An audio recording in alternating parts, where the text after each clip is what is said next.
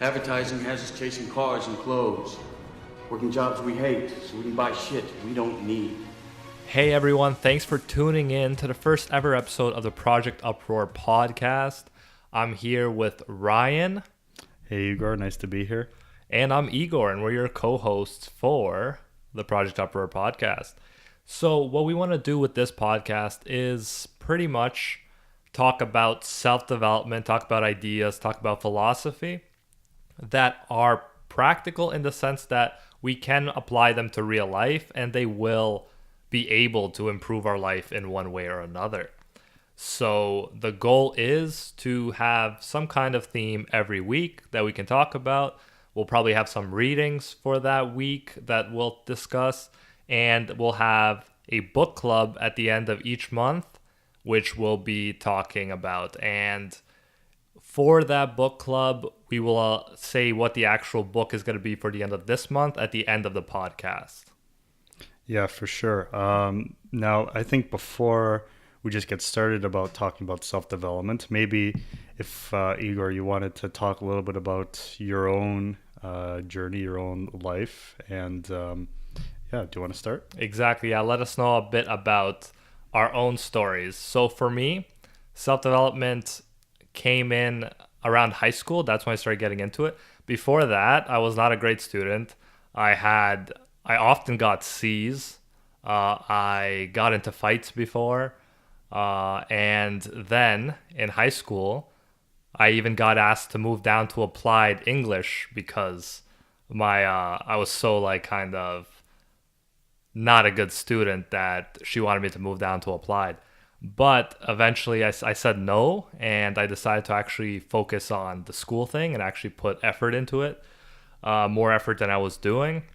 I also, around that time, discovered the ideas around self-development, which is pretty much that you can develop yourself, you can improve, and everything you do, let's say social skills, academic skills, being good at video games, being good at sports, being good at piano, being good at instruments, anything, you can actually improve.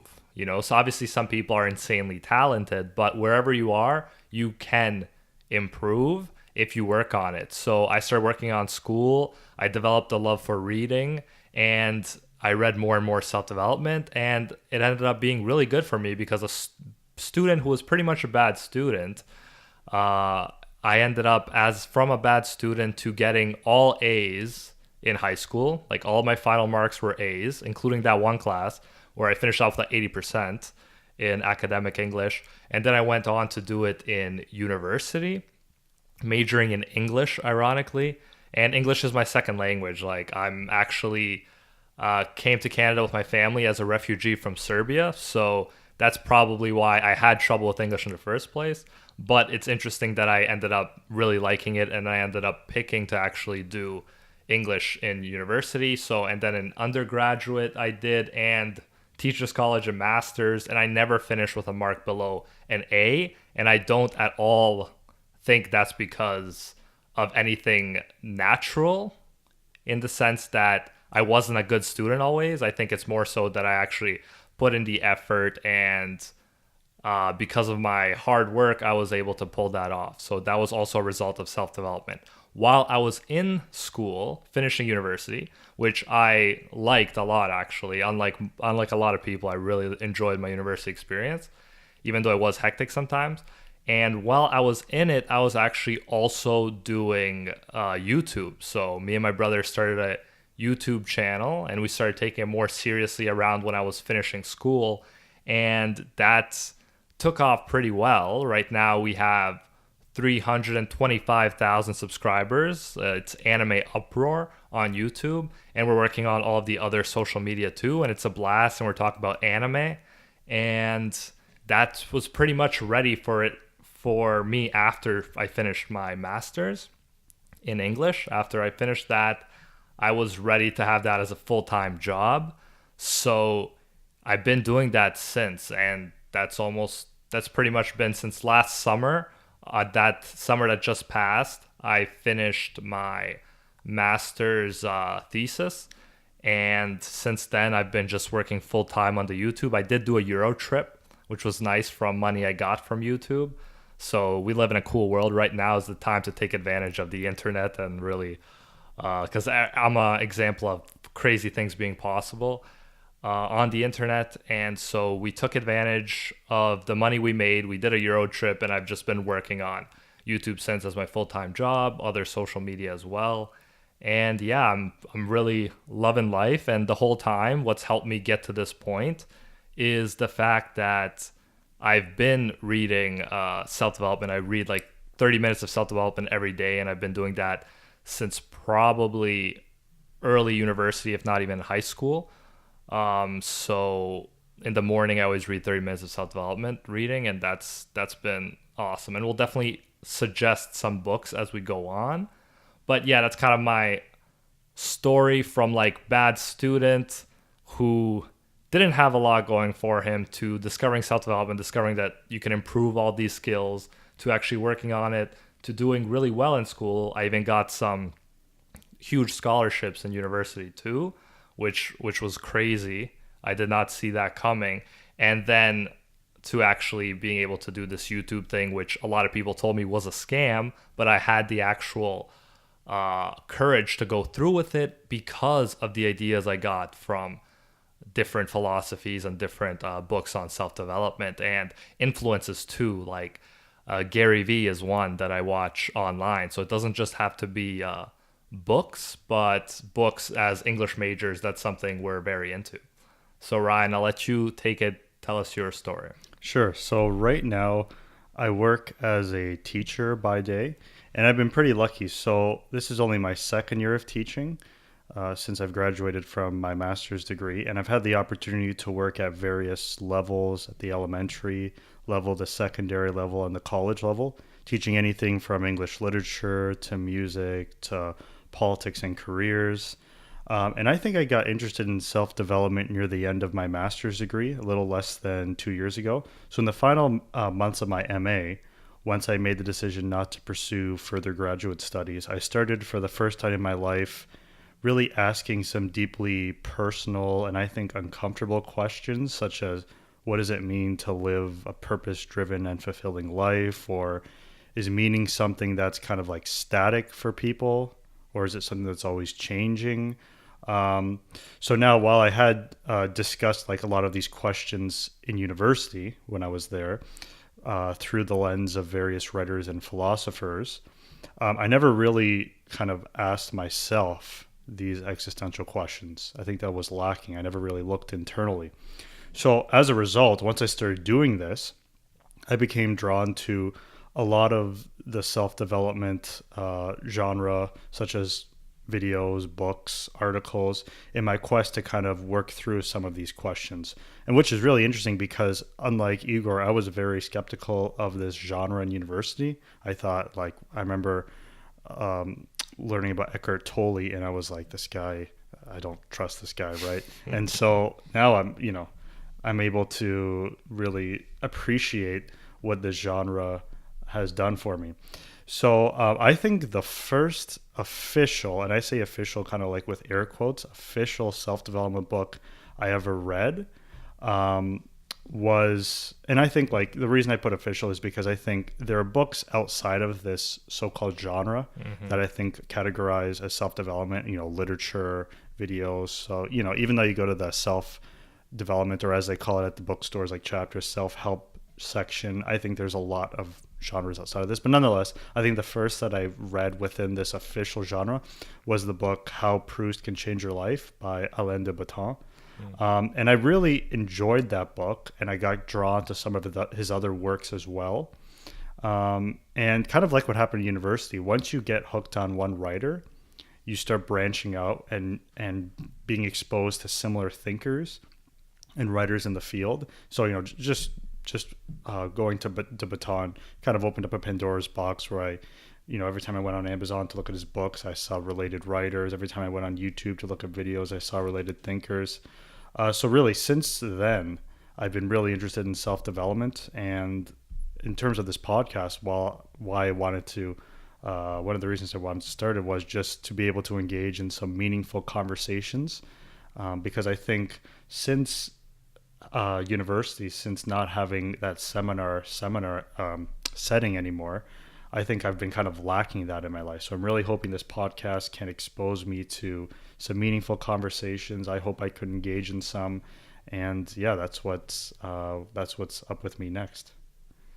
Perfect. And yeah, like you said, when you at first were skeptical, you don't have to necessarily accept everything in a self-development book word for word. And that's something we can always talk about as we read specific books.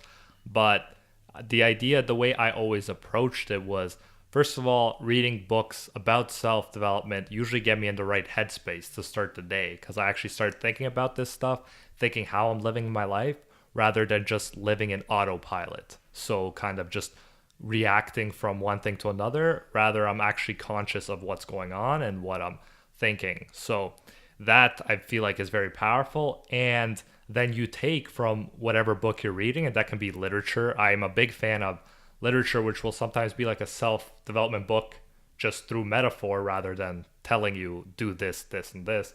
So I'm very open-minded to that. And just the idea of always taking what works for you, and if you try something out and it doesn't work for you, that's okay. It's not like a one size fits all, and we can be very flexible with the way we apply self-development in our lives. Yeah, and I mean, for myself, by self-development, I kind of just, and I don't know, Igor, how you feel about, I know you kind of talked about your own interpretation of what it means. For myself, what self-development means is, it's not only a process of trying to improve one's, let's just say, health or intellect, but I really think in a certain way, it's also a process of just taking the time to get to know oneself, right? Even if, like, I think that's something that I neglected up until graduating university. I think I always thought about ideas in university, and I thought about writers, but I never really reflected about myself. And before this journey in self-development, I really didn't know much about myself. So I loved reading, writing, learning. But what I would do is just kind of seek out opportunities within my comfort zone. And what I soon realized through reading some of these authors and watching some of these videos is that one does not really grow and mature without being placed in kind of uncomfortable situations. So that's something that really got me going. Like myself, the initial part of just asking some of these existential questions really made me uncomfortable. Like I had to, all of a sudden, I'm thinking to myself, I'm a quarter of 25 years old. I have to start thinking about what's important to me. It's not about putting it off to the next day. That made me really uncomfortable, right? I always thought about, well, I could deal with these questions in the future. So, I mean, I think that's something that it's really taught me. Before, I would not embrace uncomfortable situations, but now I know they're necessary, or uncomfortable questions necessary for growth and maturity.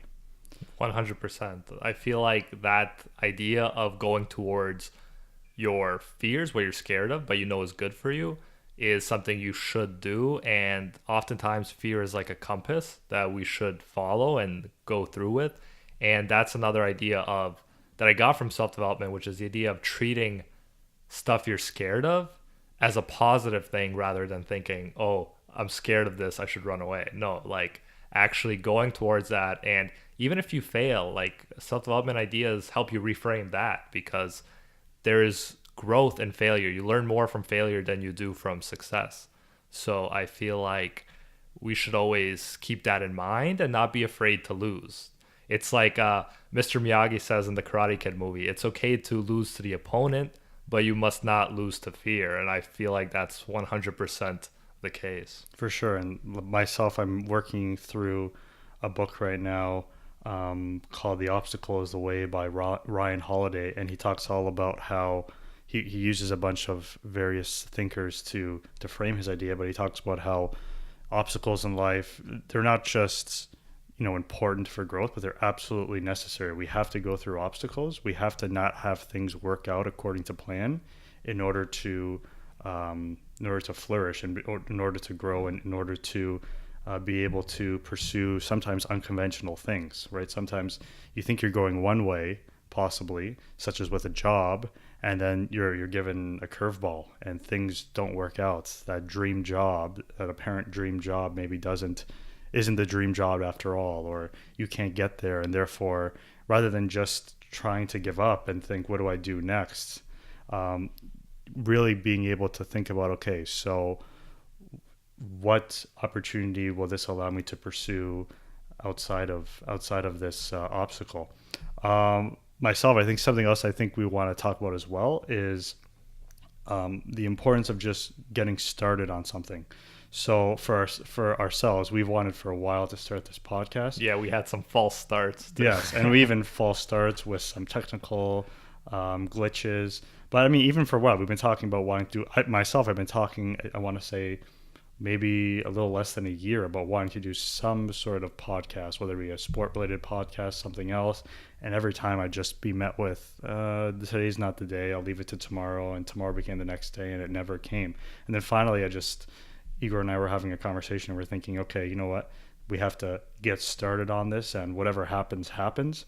And I think that's really important. Mm-hmm. Like it's never too late to get started on a project, to get started on self-improvement, to get started on thinking internally about certain questions. I mean, a lot of people like Samuel L. Jackson, Steve Jobs, Stan Lee, J.K. Rowling, these were people who had to wait years until they saw the fruits of their labor being born. Like they had to put in a lot of work. They didn't come at it early on in life. And that's fine. Like, and especially along the path, making mistakes and failing is, like we kind of said earlier, is necessary, right? Oprah, Stephen King, Jim Carrey, Sarah Jessica Parker. These are people who made mistakes throughout their career, whether it be career-wise or other personal mistakes, and they were able to grow from it. So I think it's really important to just get started, to act, rather than to just be skeptical about acting and, see where it goes. Exactly. You can't learn anything from just thinking about stuff, right? Like you can't just think about how to do push-ups. You're not going to get any results from it. You have to actually do the push-ups. And it's the same with a lot of things in life. You have to act, and then you can get information, reference experiences from actually doing it, and then you can adjust if need be. But I think it was J.K. Rowling who said something like, if you don't try, you lose by default. And that's true. Everyone who's tried something has failed. And if you haven't failed, you haven't tried and you've lost by default. So definitely that's my mentality with this podcast. Like we had obviously technical issues. It was difficult to set up. We've been working on it, trying to get it going for like a month, right? So it takes a big commitment sometimes to do it, and it's rough, and it's like you've never done it before, and it's like, will we be able to do this? All these doubts start kind of filling your head. But that's anything successful, like, or anything that I'm really proud of in life was because I was willing to risk failure in order to do it. So with school, with something like university, with something like a master's, with like each essay, I was willing to risk, doing poorly, and that ended up resulting in me improving and me actually always putting in the effort and actually doing well and finishing it. And the same with YouTube. With YouTube, a lot of people wouldn't even do it. Like I had people very close to me, most people, either thinking it's funny or thinking it's a scam. And me and my brother stuck with it, and in part because we liked it, in part because of these ideas, self-development ideas, where it's like, who cares what other people think? If we fail, at least we'll never wonder what could have happened.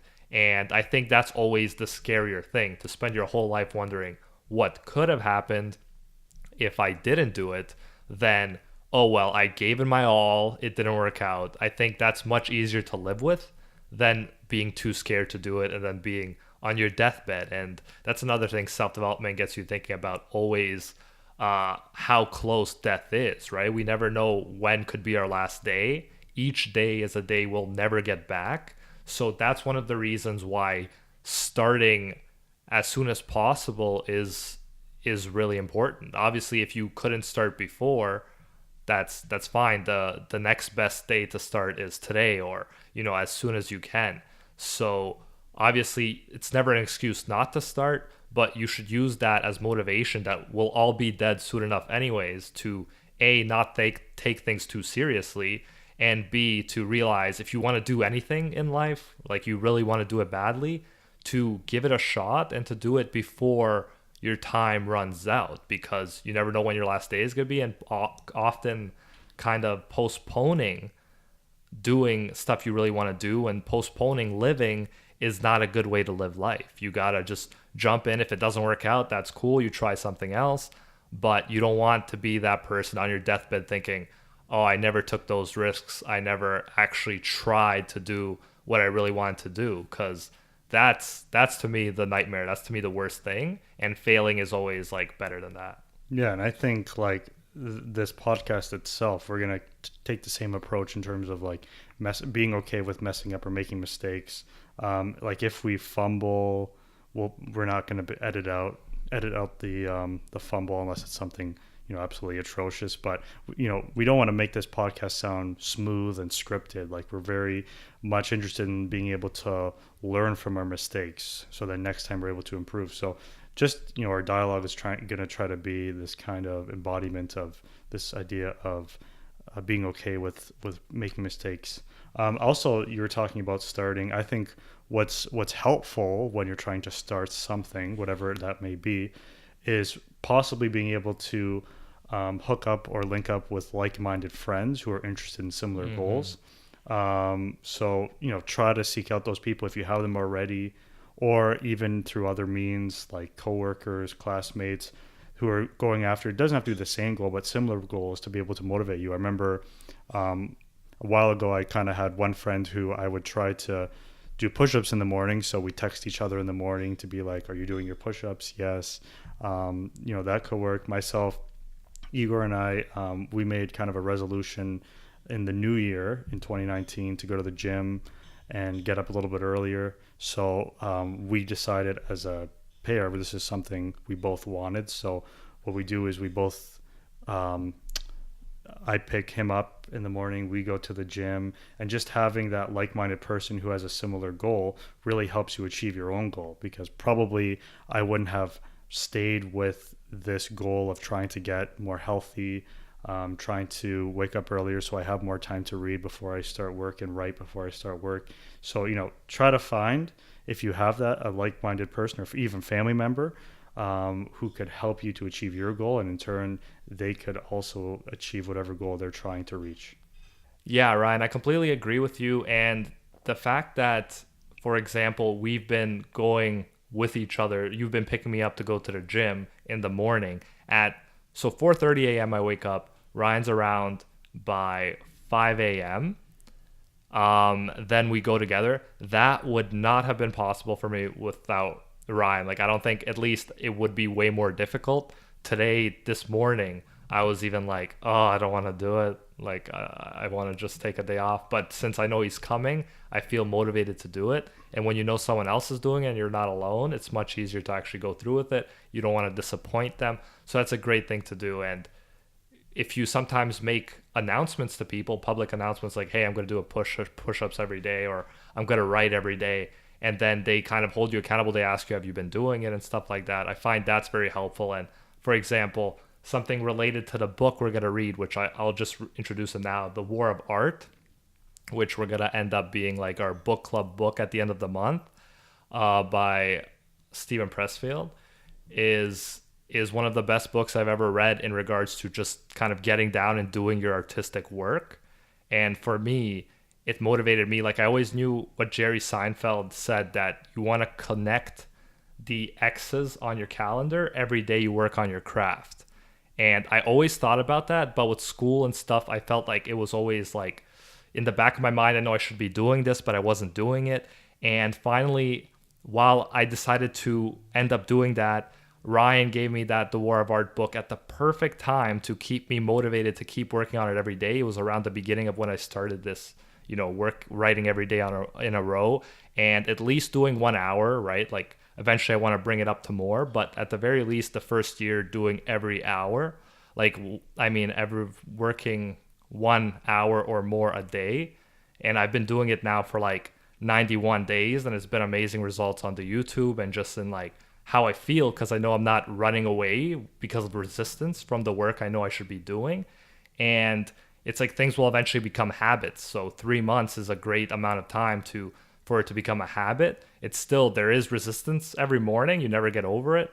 But the fact that it becomes easier to do it is a huge thing. And I never would have done that unless I, it's just decided to do it, jumped into it, and I could tell people, my family, I could tell Ryan, and they'll hold me accountable. If I don't, then I'll feel horrible. And I told them I'm going to be doing it every day. So I want to do it for at least a year, to write every day, no matter what.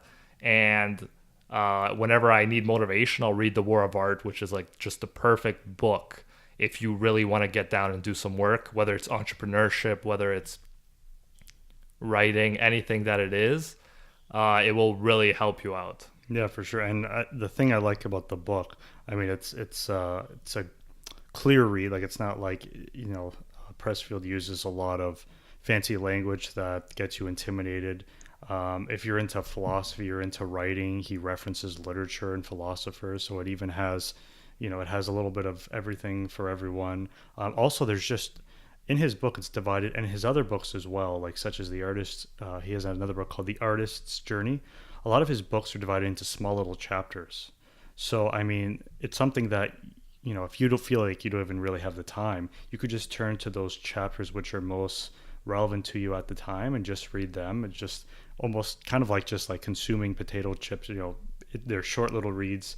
And that's going to be our first book for our Book of the Month Club. And what we're hoping to do is every month have a new book. At the end of the month, our final podcast, we're going to actually discuss the book in detail, being able to look at some quotes. It'll be perfect. It'll be almost just like that seminar experience that if you've ever been in university, you would have had. And what we're also hoping to do, hopefully, is along the way to have guests here and there being able to appear on the podcast that relate to the topic of the week.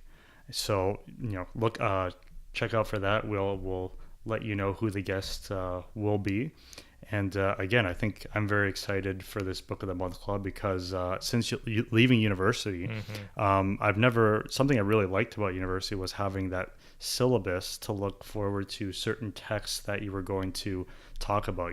There's nothing better than getting a course syllabus and seeing a book that you really love on that syllabus and being able to look forward to talking about it with like-minded people. So for myself, I mean, I think this is a great opportunity to kind of simulate that environment. And I think even better to not just talk about these ideas abstractly, but really talk about its applicability to our own life. 100%. And I am so excited, like you said too, for the book club. I absolutely loved seminar experiences from university. I really missed them. I was thinking of even joining some book club, but I'm glad we got to create kind of our own that we could actually read no matter what. And then if you guys have time, like Ryan said, read sections of it or just read the whole thing. It's actually a very short book, so it's very manageable. And yeah, it's like anybody I feel like could use that in one sense or another. Like, we all need to get stuff done. And whether that's like art or whether it's just business or whether it's just something you should be doing and you feel resistance, and maybe you don't even know you feel it, because I think Steven Pressfield said until he was like 30 something, early 30s, he didn't even know what it was that was stopping him. And then he finally realized it was resistance, and it gives you a way of thinking about your thought process and not just giving into procrastination. You start to ask yourself, why am I procrastinating? Resistance is kicking in. And me and Ryan have even been using the term resistance when, let's say, someone's like, I don't want to get up today. It's like resistance has got you. Yeah. And resistance, just like in Pressfield's term, I think is just that idea of I think he says resistance is inside yourself, right? Yeah. Not wanting to, well, it can be outside yourself too, in other people, but it's kind of like trying to hold you back from moving on to a higher plane in Sure. the sense that anything positive you're trying to do in your life, you're going to feel resistance. Mm-hmm. So let's say going after that dream that you've been wanting to do, trying to go after like the promotion, something that puts you, or developing spiritually, something that puts you in like a higher place, that's when you feel resistance. But he says if you're moving down, so let's say you quit your dream job and start doing something like, that's you don't like, then you're not going to feel resistance. Then the resistance is going to be winning, so you're not going to feel the same way.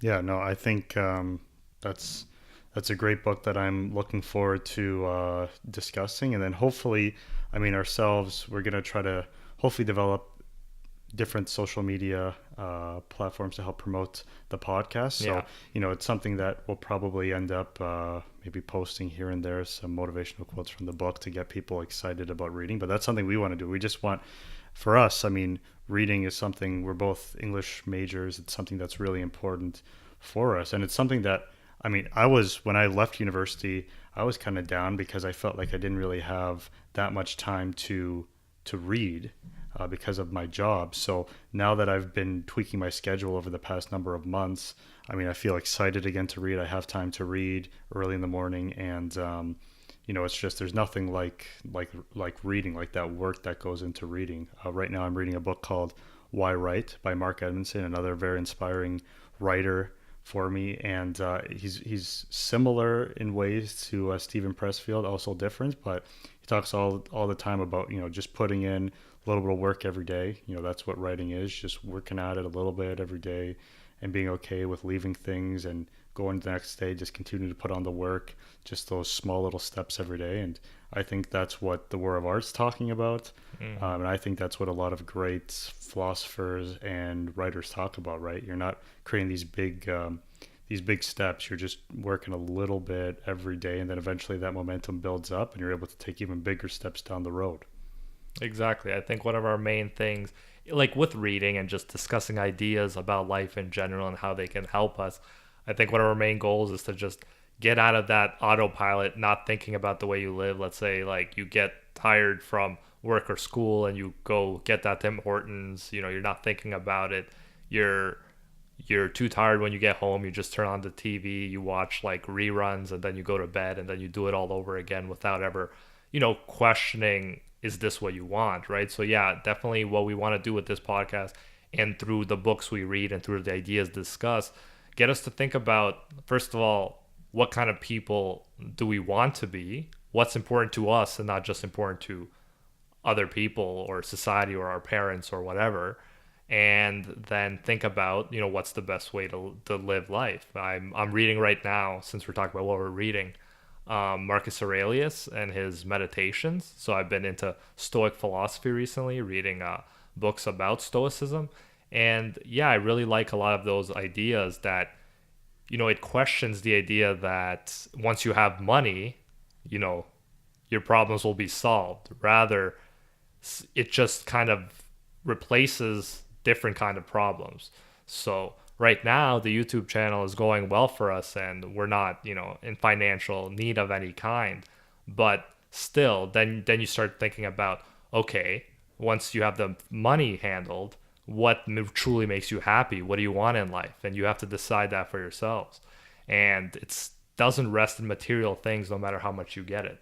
So you got to decide, is it actually doing the work? Is it falling in love with the process rather than just the rewards of the process? Is it enjoying life, knowing that it could be taken away at any moment, no matter how rich you become, right? You can't bring your riches to the grave. And just getting you thinking about stuff that, if left to our own devices, we don't usually think about, and it's easy not to think about. Sure, yeah. And myself, when I graduated my master's, I was still questioning what I wanted to do. And I still right now, I still question all the time, am I on the right path?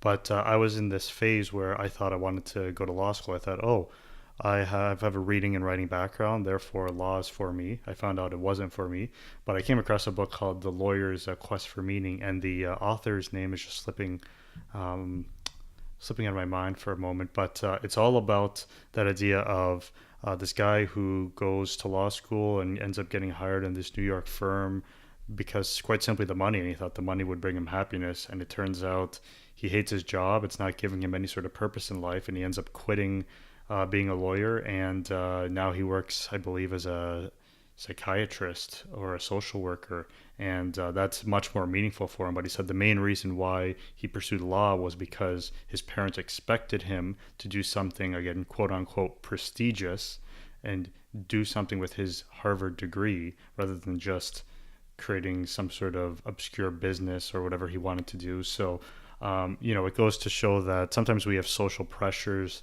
to do things, and pressures that, if you pursue this field, it'll bring you happiness.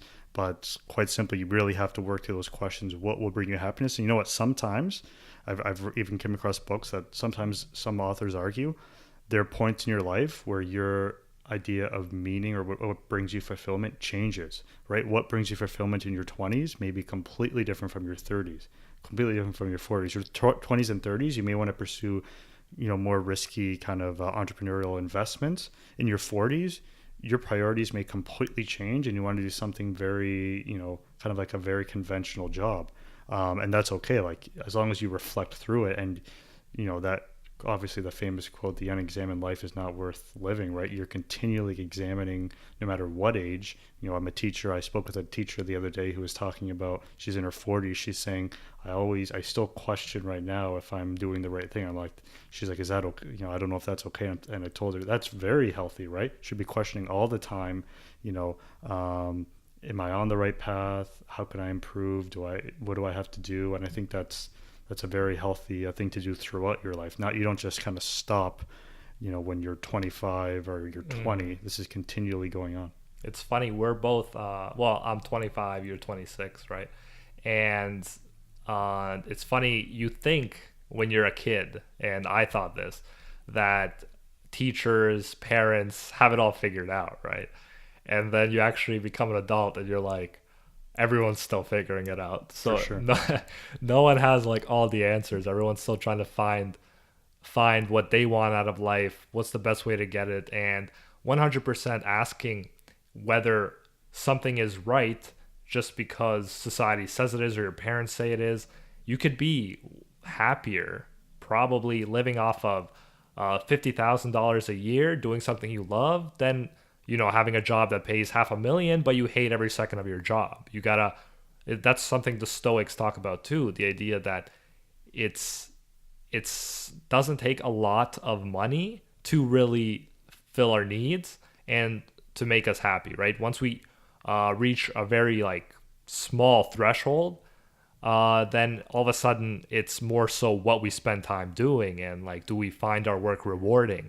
So the goal shouldn't be, I want to make as much money as possible. It should be, make enough money, of course, but do it in a way where you really enjoy what you're doing and you love what you're doing. I always think it's better 100% to be someone who loves or maybe even not every second, because you can never have perfect life, but to like most of your work days, because you'll spend the vast majority of your time probably at work. So might as well be doing something you love and get paid less than doing something you hate, even if it means more money that you'll eventually just spend getting away from the job you hate, right? On vacations and stuff. Yeah, and it's interesting because I've taught, in my young career, young people as well, kind of impressionable ages, 18, 19, 20, both at high school and the college level. And, a lot of times we talk about careers and stuff, and they're choosing certain careers just simply because of the salary.